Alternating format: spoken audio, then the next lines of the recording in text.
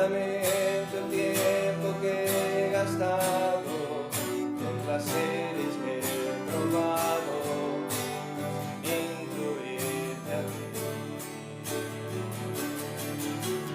Y aunque todo amor está conmigo, no lo he preferido al pecado que hay en mí.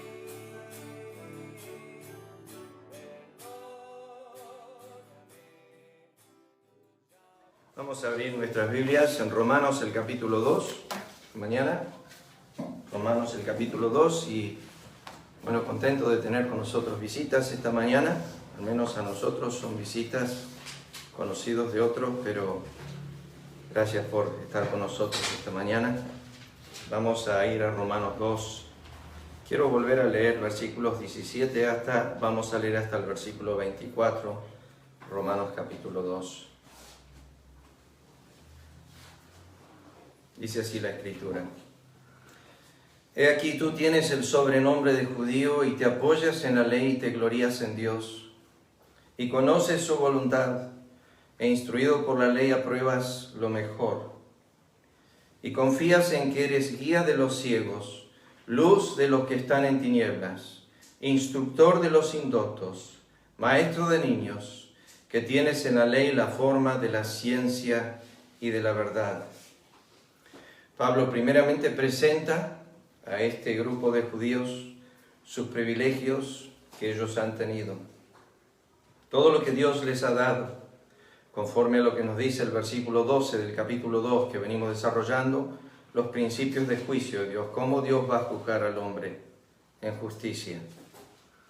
Y ahora Pablo comienza a desafiar estos privilegios con preguntas retóricas.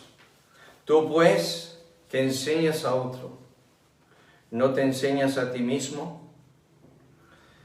Cuando uno estudia la Biblia, debe ser no para enseñarla meramente, sino para uno mismo. El primero que necesita ser quebrantado es el que la enseña.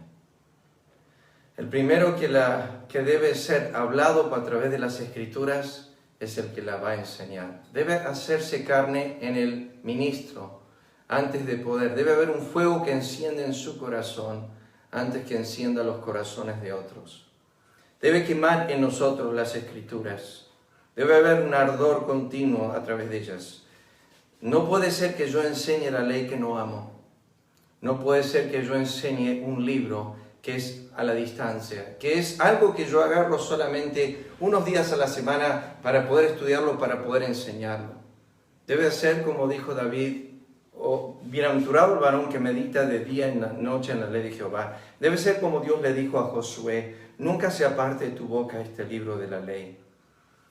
Debe ser como dijo Job: he estimado tus palabras como mi comida necesaria, más que mi comida necesaria. El profeta Isaías habló de esto. Hablamos algo de esta referencia la semana pasada. ¿Quién estuvo en el secreto de Jehová y escuchó su palabra y fue atento a ella? Debe ser una persona que pasa mucho tiempo delante de las Escrituras, como Esdras en capítulo 7, cuando dice: comenzó a estudiar y preparar su corazón para finalmente enseñarlas. Por eso dice: tú pues que enseñas a otro, no te enseñas a ti mismo. Los fariseos, dijo Cristo, no movían un pedazo de madera. No hacían absolutamente nada de lo que la ley decía. Cristo dijo: estas cosas deberías haber hecho sin dejar de hacer las otras. Israel no cumplía nada de lo que decía la Escritura. Cristo había enseñado en Mateo capítulo 23 que eran meramente maestros huecos, hombres que decían algo acerca de la Biblia pero no cumplían nada de ella. Cristo dijo: haced lo que ellos dicen, pero no hagáis lo que ellos hacen, porque ellos dicen y no hacen. Pero Pablo sigue dando un poco más de profundidad. Tú que predicas que no se ha de hurtar, ahora entra a los temas del quebranto de la ley. Hurtas, uno de los 10 mandamientos: no robarás. Tú que dices que no se ha de adulterar. Él habla aquí de la avaricia, él habla aquí de la sensualidad o la inmoralidad. Tú que dices que no se ha de adulterar, mandamiento que dice: no cometerás adulterio. ¿Adulteras? Tú que abominas de los ídolos, habla lo que ya hemos tratado, una emoción profunda en contra de la idolatría, sin embargo comete sacrilegio. Y le quiero decir algo, que idolatría no es una efigie que tenemos delante, sino es todo lo que toma el lugar de Dios. Deuteronomio dice esto: me movieron a celos con lo que no es Dios. Yo entiendo que bíblicamente todo lo que no es Dios es todo lo demás. O sea, hay un solo Dios y después todo lo demás no es Dios. Y Dios dijo en Deuteronomio a través de Moisés: el pueblo de Israel me ha movido a celos con todo lo que no es Dios. O sea, están entregados a la vanidad. El salmista dijo eso en Salmo capítulo 4. ¿Hasta cuándo cambiaréis mi gloria, mi honra en infamia? Menospreciaré eso, o sea, mi honra la hacéis deshonra. ¿Hasta cuándo? ¿Hasta cuándo, simples, dice Proverbios capítulo 1, amaréis la simpleza, y los burladores desearán el burlar, y los insensatos aborrecerán la ciencia? Dios pregunta: ¿hasta cuándo? Dios le dijo a Faraón: ¿hasta cuándo no te vas a humillar delante de mí? Bueno, ¿hasta cuándo vamos a andar en las vanidades de este mundo? Tú que te jactas de la ley, dice el versículo 23, y esto para mí es algo terrible, porque una verdadera imitación de la palabra debe llevar a un quebranto, no a una jactancia. Y si yo tomo la Biblia y digo: yo la conozco, y si yo tomo la Biblia y digo: esta la sé yo. Estuve en un grupo de personas así años atrás en Estados Unidos, cuando estaba como pastor, una iglesia pequeña, pero visitaba a la gente alrededor de la ciudad y estaban anotados en el libro de la membresía de la iglesia y habían sido bautizados por el pastor anterior a mí y había anotado 200 miembros. Yo fui visitando cada hogar. En los 2 años y medio que estuve pude recorrer cada casa de ese pueblito. No tenía más de 400 personas. Pero cuando yo llegaba a esos hogares de personas que decían que eran miembros de la iglesia, algunos de ellos, hombres ya personas mayores, me miraban y era joven, yo tenía 21 años. Ahora tengo 24, no mentira. Tenía 21 años, 55 para el que quiere saber. Tenía 21 años y yo me acuerdo que esas personas me decían: joven, no me vas a enseñar nada de la Biblia. Yo ya fui a la iglesia tanto tiempo.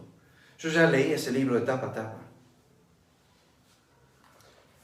Cuando tú conoces y lees este libro, que fue George Mueller que dijo que la número 100 veces cuando la leyó era más preciosa que la primera.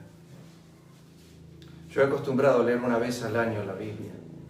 Desde mi juventud, de los 15 años hasta los 21, leía 2 veces al año la Biblia. 8 capítulos por día es. Aproximadamente he leído la Biblia 50 veces. Le dejé de contar. Antes anotaba como vanagloria todas las veces que la leía. Ya no lo hago. Ya está. El otro día uno de los hombres de la iglesia ya embriagado se me acercó y me dijo: ¿cómo respondo a una persona que me dice: ¿cómo sabes que la Biblia es la palabra de Dios? Bueno, le dije varias respuestas a esa pregunta, pero una de ellas es: ¿cómo sabes que no tiene fallas? Bueno, lo primero que le pregunto es lo que dijo el Señor 7 veces a los fariseos y escribas. ¿Leíste? ¿Leíste la Biblia? ¿Hace cuántos años que eres creyente? No levantes tu mano ni me digas. En esos tantos años que eres, ¿leíste la Biblia una sola vez? ¿Has leído la Biblia de tapa a tapa? ¿Leíste la Biblia? ¿Cómo puedes cuestionar un libro que no has leído? Y luego la pregunta es: ¿cuántas veces? Cristo 7 veces le dijo a los fariseos: ¿no habéis leído? ¿No habéis leído? Le iba la lectura, le iba lo que decía la ley. ¿No habéis leído? Erráis, ignorando las escrituras, le dijo. ¿No habéis leído? ¿No habéis leído? Una y otra vez. Pero el tema es este, que cuando yo leo la Biblia tiene que producir algo. ¿Qué debe producir? Bueno, vayamos un momento, tengan su de aquí, vayan al Deuteronomio capítulo 17. pasaje que hemos citado otras veces, pero es bueno leerlo y recordarlo. Uno de los ministerios del Espíritu Santo, dijo Cristo, cuando venía e iba a estar entre nosotros, era de recordarnos todas las cosas. Y a veces somos prontos a olvidar. Por eso Dios dijo en Deuteronomio, cuando entres a la tierra, cuídate de no olvidarte de tu Dios. Hoy leímos el primer versículo de Proverbios capítulo 3, versículo 1, dice, hijo mío, no te olvides de mi ley. Esa es una exhortación continua en la Biblia. No te olvides, no te olvides, no te olvides. Nota en Deuteronomio capítulo 17, Dios dice, estos son reglas al rey. Versículo 14 comienza con estas reglas y termina ahí en el versículo 20.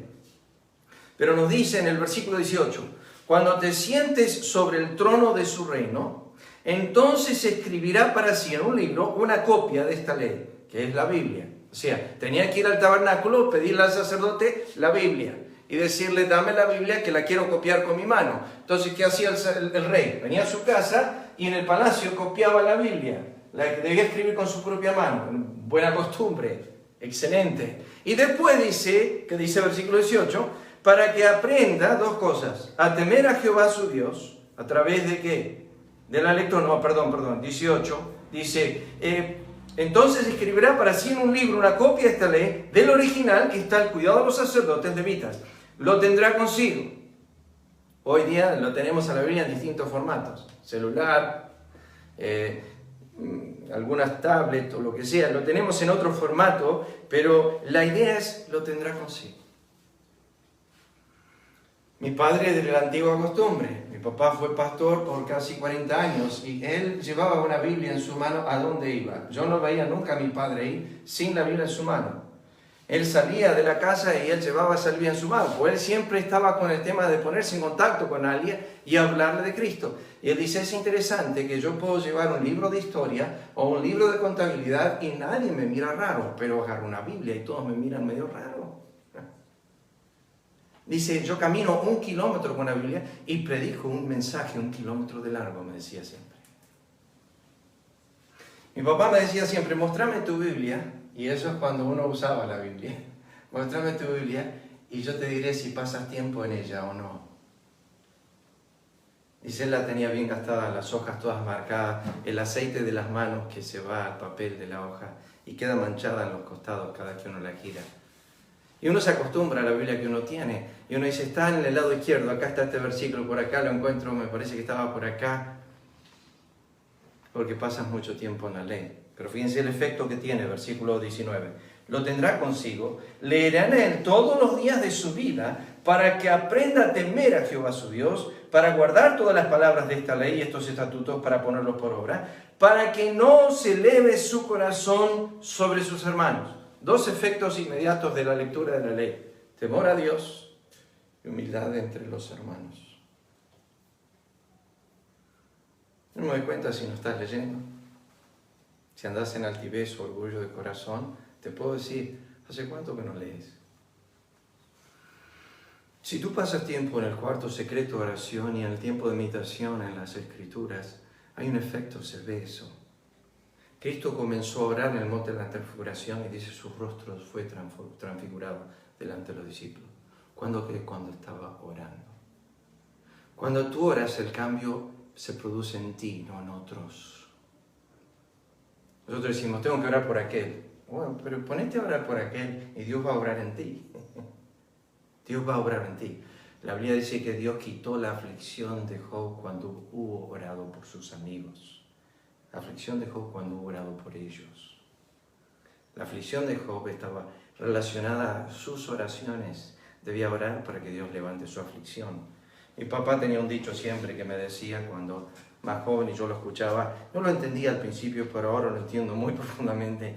Me decía, para salir de la aflicción hay que entrar al trono. Hay que acercarse a Dios para salir de la aflicción. Alguno de vosotros, dice Santiago, está afligido, haga oración. Clame a Dios, entre al trono. Pero, ¿qué estoy diciendo? Bueno, si vuelven ahí a Romanos el capítulo 2, lo que estoy enfatizando, y lo hicimos un énfasis, pero yo quiero cerrar esta mañana estos textos. Déjeme No sé si puedo ser breve, voy a ser breve, obviamente no me voy a exceder al tiempo, pero quiero cerrar con este concepto. Fíjense lo que dice el versículo 23. Tú que te jactas de la ley.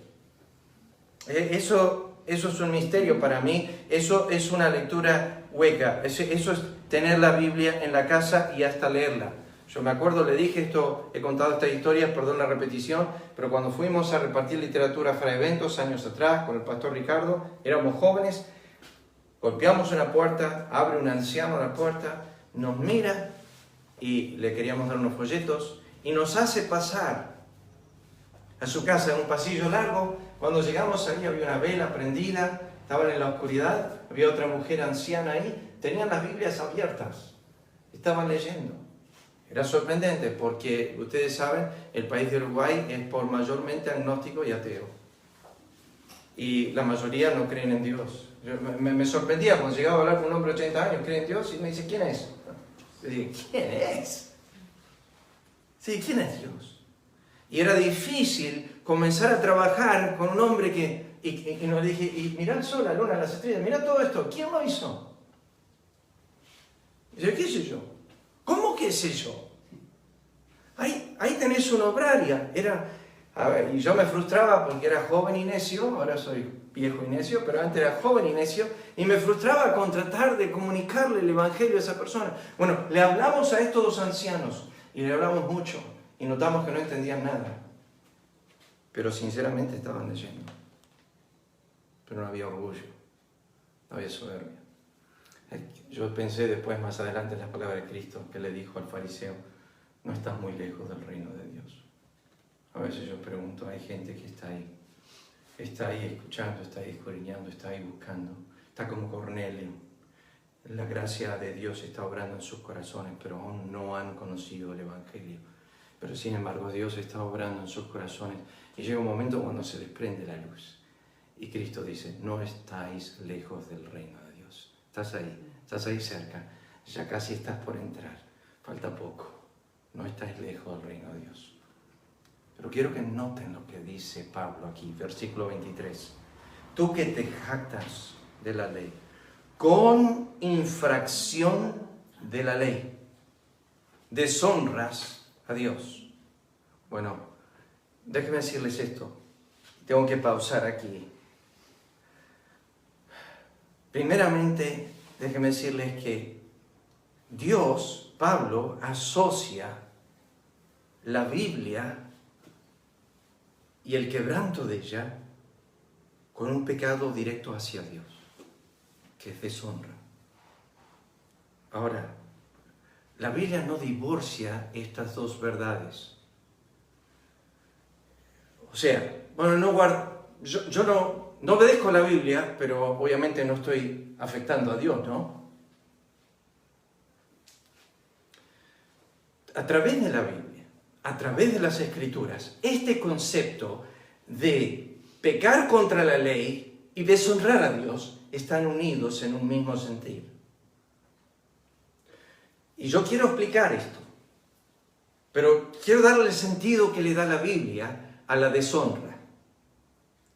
Y la palabra deshonra en el griego y en el hebreo, estudiando los dos idiomas bíblicos, es una palabra que viene de una raíz que tiene que ver con valor, precio, estima. Entonces, cuando yo estudio esta palabra en las Escrituras y estudio la palabra deshonrar a Dios, lo que está diciendo la Biblia es no darle valor o estima a Dios. Eso es su persona. Entonces, yo no glorifico a Dios, Romanos capítulo 1. Fíjense, vuelvan ahí atrás un momento, Romanos el capítulo 1, para los que estuvieron siguiendo las clases, dedicamos mucho tiempo a esto, pero dice Romanos 1, el versículo 21, pues habiendo conocido a Dios, no le glorificaron como a Dios. Si tú dices, yo conozco el Evangelio, pastor, dos ingredientes hay en la predicación del Evangelio que no se pueden divorciar de él. Escuchen bien. Dice Romanos 1, 21, que no le glorificaron como a Dios. Todo ser humano tiene esta responsabilidad, lo hemos dicho varias veces. Pero ahora vayan en sus Biblias al último libro de la Biblia, que es el libro Apocalipsis, el capítulo 14. El último libro, capítulo 14. Y Dios predica el Evangelio por última vez en la gran tribulación, pero ya no por los hombres, sino por un ángel. Siempre me resultó interesante este pasaje, porque no hay traductor. Es interesante que el ángel, nótenlo, capítulo 14, versículo 6, vi volar por en medio del cielo a otro ángel que tenía el Evangelio eterno para predicarlo. Es interesante eso, porque en el libro de Hechos, cuando los ángeles recibían el mensaje, no lo podían predicar. En el capítulo 5, por ejemplo, ellos cuando sacaron a Pedro de la cárcel, el ángel le dijo, ve y predica las palabras de esta vida. Él no iba a hacerlo, pero le dijo, ve tú y predica. El ángel le dijo a Cornelio, ve y llama a Pedro, él te dirá lo que debes hacer. Porque él no se lo dijo el ángel directamente.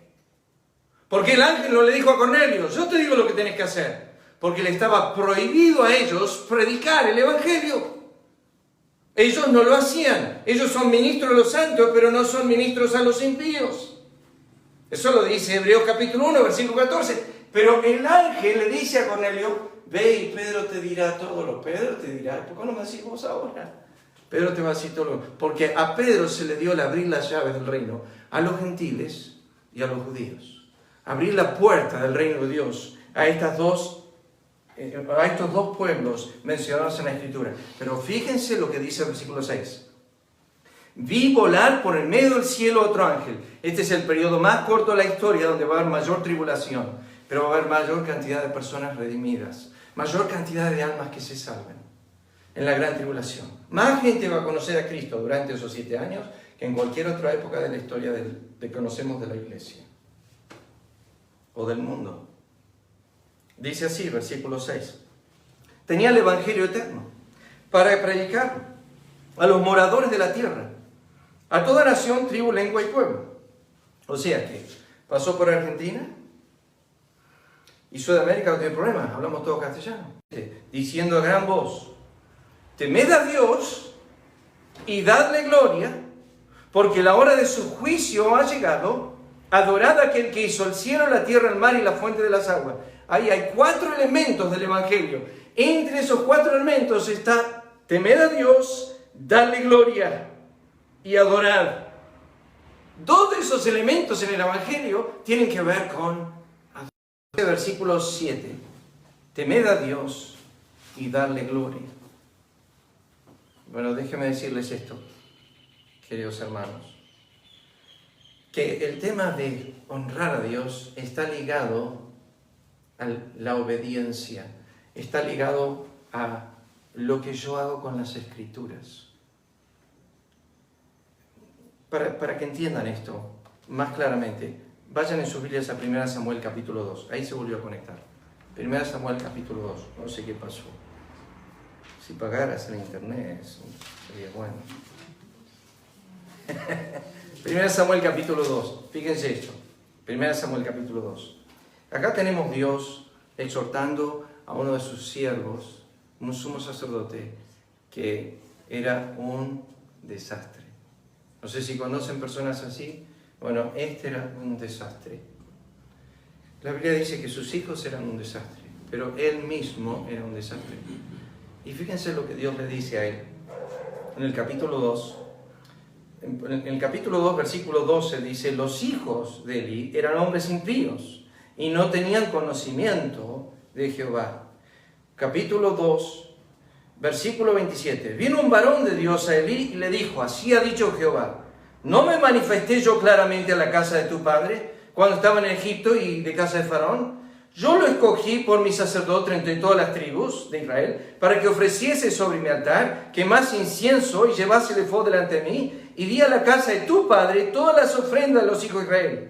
¿Por qué habéis hollado mis sacrificios y mis ofrendas, que yo mandé ofrecer en el tabernáculo, y has honrado a tus hijos más que a mí? ¿Qué dice Dios acá? Has honrado. Le has dado mayor valor a tus hijos que a mí. Yo no quiero ni pensar en la lista de mis valores, si hago la tabla, ¿qué honro más? ¿Qué tiene mayor precio? La gente me dice cuando vamos en Bragado a golpear puertas y darle literatura, me dice, no tengo tiempo. ¿Te has preguntado quién es el tiempo? ¿Quién te da las 24 horas del día? ¿Quién te da todos los aires que respiras, el aliento de vida? ¿Quién te da el poder vivir, el poder hacer, el poder andar? Pablo dijo, en ti vivimos y somos y nos movemos, porque de Él son todas las cosas. Él nos da la vida, el aliento y todas las cosas, pero las horas del día, ¿de quién son?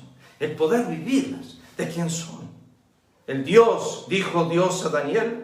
Daniel le dijo a Belsasar, el Dios en cuya mano está tu vida, nunca honraste. Nunca honraste.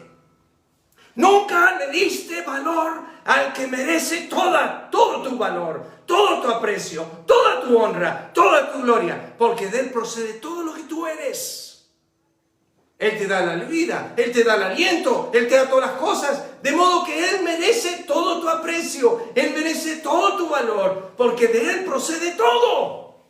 No puedes decir, no tengo tiempo para Él. ¿Qué pasa si Dios dice, no te voy a dar de mis dones entonces? Job dice, si Dios haría esto, ¡oh!, por un momento todos moriríamos. Pero cuando Él sopló en Adán, dice en 2:7 de Génesis, dice, sopló en el hombre aliento de vida. Esto es lo que hizo Dios. Siguió soplando. Cuando Él deja de soplar, tú dejas de existir. Porque Él te da el aliento y la vida y todas las cosas todo el tiempo.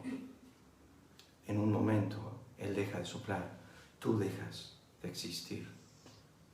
Mi papá, lo vi. Yo estaba en la misma pieza con Él. Teníamos los dos el mismo aire. Pero Dios le estaba quitando el aliento de vida a mi padre. A mí no me lo quitó. Yo sigo acá. Me lo va a quitar un día. Porque Jehová da, dijo Job, y Jehová quita. Y Dios te lo va a quitar un día. El aliento, tú ni lo piensas. Tú respiras 17,000 veces por día. Ni lo piensas. Te lo regala Dios todo el tiempo. Y ni lo piensas. Pero en un momento Dios dice, basta. Está mi padre, estaba haciendo así con sus manos, estaba en la cama, estaba en estado de coma, estaba haciendo así con sus manos, como tratando de agarrar aliento. Y no había para él. Y se le venían llegando los pulmones, y yo lo escuchaba. He estado en la cama de muchas personas que se mueren. He estado hablando al oído de muchas personas tratando de que conozcan el Evangelio, aún en la cama de su muerte, porque los médicos de la ciencia me dicen que lo último que se pierde es la audición. Qué bondad la de Dios, ¿no? Que nos deja el oído para escuchar hasta lo último. Porque la fe viene por el oír y el oír por la palabra de Dios. Había un preso que estaba en estado de coma y un pastor escuchó que estaba él. Eran los famosos presos, un hombre perverso. Y este pastor se fue al hospital. Y en Estados Unidos un pastor tiene permiso de estar en cualquier terapia intensiva todo el tiempo que quiera. A los pastores en Estados Unidos no le quitan el privilegio de hablar con las almas. Y este pastor se sentó al lado de ese hombre y le citó un versículo. Todo el tiempo pasaron horas y horas y lo único que le hablaba al oído es el texto. Le decía, la sangre de Jesucristo, su Hijo, nos limpia todo pecado. Y se lo volvía a repetir y lo miraba y decía, la sangre de Jesucristo, su Hijo, nos limpia tu pecado. Y en un momento antes de morir, el ladrón sonrió. El hombre dijo, quizás el pastor dijo, quizás el hombre escuchó. 1 Samuel, fíjense por favor, versículo 29. Has honrado a tus hijos más que a mí, engordándolos de lo principal de todas las ofrendas de mi pueblo. Por tanto, Jehová Dios de Israel dice, yo había dicho que tu casa y la casa de tu padre andarían delante de mí perpetuamente. Mas ahora ha dicho Jehová, nunca yo tal haga, porque yo honraré a los que me honran, y los que me desprecian serán tenidos en poco. Bueno, la hora se fue, se está yendo, pero déjenme decirles esto.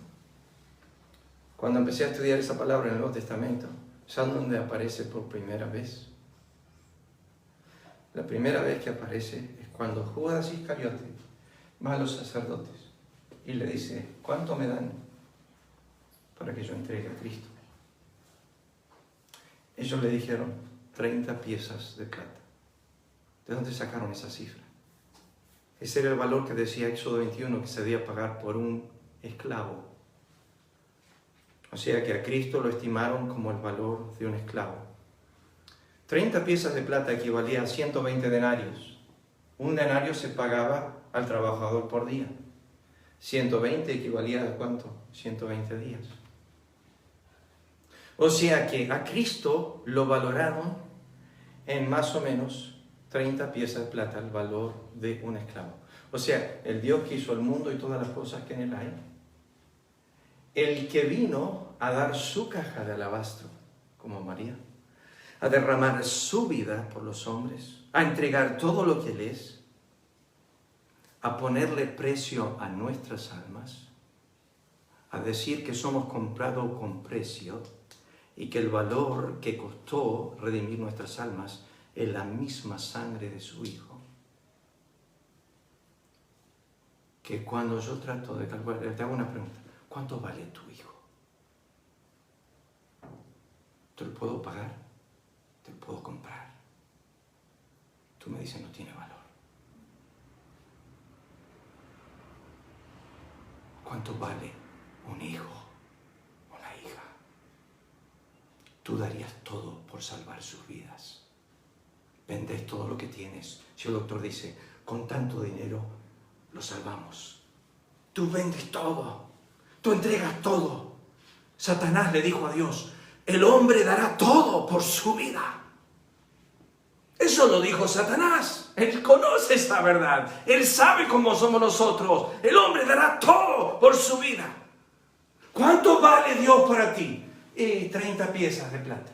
Bueno, un pregunto nuevo. ¿Cuánto vale para ti Dios? 1 hora a la semana. La iglesia. ¿Cuánto vale Dios para ti?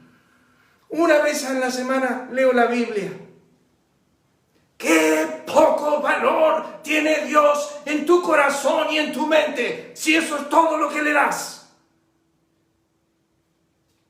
¿Cuánto vale Dios? Dijeron 30 piezas de plata. Ese es el valor que le damos. Es una paradoja que al mismo tiempo que estaba siendo comprado por nada, estaba comprando él las almas por todo. Cuando él estaba siendo vendido por nada, él estaba comprando la redención de los hombres por todo lo que él es. Eso elevó tu precio. Habéis sido comprados por precio. Glorificad pues a Dios en vuestro cuerpo y en vuestro espíritu, que son de Él. Antigüedades, ¿no? O chatarra. Tú miras, se contó la historia de un remate. Levantaron un violín, estaba todo gastado y desafinado. Y levantó el remate y dijo, ¿cuánto me dan? Y empezó con el precio más bajo, 10 pesos. Y nadie decía nada. 20 pesos, nadie decía nada. 30. Y se paró un hombre allá atrás y dijo, ¿me deja? Pasó adelante y afinó el violín y lo limpió un poco y tomó y comenzó a tocar. Y un sonido que fue a través de todo el campo. Y fue tremendo como quedó todo. Y paró y el rematador dijo, ¿ahora cuánto me dan? Y empezaron, $1,000, $2,000. Se acercó un hombre después, cuando habían pagado miles de dólares por el violín, y dijo, ¿dónde cambió el tema del precio? Es que estuvo en las manos del maestro. ¿Y dónde cambia tu valor?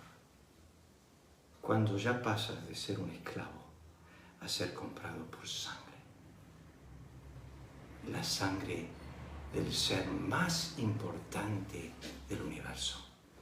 Decidió que tú eras de mucho valor para perder. Y decidió gastar todo por amor a tu alma. Ahora yo pregunto, si Él mira mi basura y calcula que vale algo, ¿cómo no puedo yo mirar su oro y decir que vale algo? Tú honras a Dios con tu vida, con tu tiempo, que tu vida no es tuya, es de Él. Y tu tiempo no es tuyo, es de Él. Le honras a Él como merece. Hay una asociación, se me va. Esto es terrible, Lucas, no sé qué hacer con los mensajes, cómo hacer para decir, ni sé dónde fuimos, a dónde vamos, dice Lucas. Miren los 3 pecados para terminar. Miren los 3 pecados que están aquí en Romanos 2, y con esto termino esta mañana. Fíjense, Romanos 2. Nos quedamos re cortos esta mañana, pero fíjense esto. Hay 3 pecados directos hacia Dios en Romanos 2. El primero está en versículo 4. Menosprecias la riqueza de su benignidad, paciencia y longanimidad. No sé cómo está tu alma con esto. Todos los días Dios te da. ¿Le das gracias a Él por eso? La Biblia dice que debemos agradecer cada momento, continuamente. ¿Sabes que no puedes mover una pestaña si Él no quiere? ¿Tú sabes que tu pestaña baja cada 8 segundos para lubricar tu ojo? ¿Tú sabes eso? ¿Por qué lo hace Dios? Necesitamos lubricación, pues si no nos volvemos ciegos, se seca el ojo y nos volvemos ciegos. Por eso dice, los leprosos pierden el nervio acá, que hace que el párpado baje, entonces ellos tienen que usar lágrimas en los ojos continuamente y echarse porque si no se vuelven ciegos. Lepra es la enfermedad que ataca el sistema nervioso central y que hace, anula el dolor, anula todos los sistemas de nervios en nuestro cuerpo. Y tú sabes, cuando tienes lepra, es una persona que puedes torcer un tobillo, no te duele, puedes poner la mano al fuego, no te duele. Antes se creía que los leprosos perdían las extremidades, pero ahora entendieron que no es que las pierden, es que las siguen usando sin dolor y empiezan a perderlas. Lepra es simplemente la enfermedad que ataca el sistema nervioso central y anula el dolor. Pero afecta a tantas cosas. Hubo un libro escrito años atrás que se llamaba Dolor, el regalo más grande que Dios nos dio.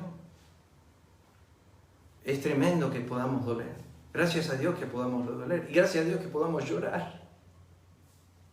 Gracias a Dios por todos estos beneficios que Él nos da continuamente. El primer pecado que vemos en Romanos 2 es menosprecias las riquezas de su benignidad, paciencia y longanimidad. El segundo pecado está en el versículo 23. Tú te jactas de la ley, con infracción de la ley, deshonras a Dios, no le das el valor. Pero esto quería decir esta mañana, enfatizarlo con mayor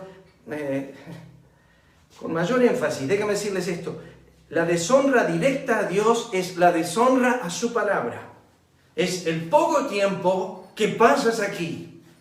No te engañes. No te decir, no tengo tiempo. Porque haz la matemática de dónde pasas más horas. Y tiempo tienes, porque todos tenemos la misma cantidad de tiempo. Yo sé que algunos quizás trabajan mucho, pero hay un momento el cual puedes dedicar a la ley de Jehová, a escudriñar las Escrituras. Y finalmente el tercer pecado mencionado aquí está en versículo 24. Como está escrito, el nombre de Dios es blasfemado entre los gentiles por causa de vosotros. Vamos a desarrollar eso la semana que viene, pero déjenme decirles esto, que este pecado fue principal en la vida del apóstol Pablo. Él escribe a Timoteo, antes fui un blasfemo. Y en Hechos 26 dice, llevaba a los santos y los forzaba a blasfemar. Ahora Pablo escribe, mira la clase de persona que era. Yo blasfemaba el nombre que ahora adoro. Muchos de ustedes han estado ahí. Yo escucho a hombres y mujeres blasfemar a Dios y después digo, qué tremendo es cuando Dios convierte el corazón y esa persona blasfema, viene ahora bendice al Dios que antes maldecía. Y de un día de calor, ahora es gracias a Dios por el día. Y llueve. ¿Sabes que no te debes quejar nunca del día de lluvia? Yo escucho a la gente, oh, qué día de porquería. Lo hizo el Señor también, ¿sabes? ¿Y sabes por qué llueve?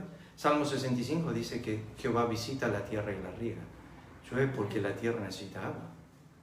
Dios manda la lluvia. Él es el padre de la lluvia, le dijo a Job. Piper tiene un tremendo artículo sobre la lluvia. ¿Y qué es lo que se necesita para que llueva? Dios es el autor de ella. No maldigas a Dios, bendice a Dios, porque Él es bendito por los siglos de los siglos. Siempre lo será, aunque yo no lo entienda, aunque yo no lo comprenda. 3 pecados Pablo menciona: el del menosprecio, el de la deshonra y el de la blasfemia. Esto lo hacía Israel. Menospreciaban a Dios, deshonraban a Dios, blasfemaban a Dios, pero tenían la Biblia. Ah, buenísimo. ¿Tienes la Biblia en tu casa? ¿Se te dice de ti que eres un menospreciador, un deshonrador y un blasfemo? No, eso le pasa a los impíos. No, le pasaba a los moralistas judíos, que tenían la Biblia, pero eran deshonradores, blasfemos y menospreciadores de Dios. Tenemos que cuidar nuestros corazones. Vamos a orar. Padre, gracias por esta mañana que nos permite estar juntos. Gracias por poder compartir tu palabra. Bendícela a nuestros corazones. Gracias por las visitas esta mañana que están con nosotros.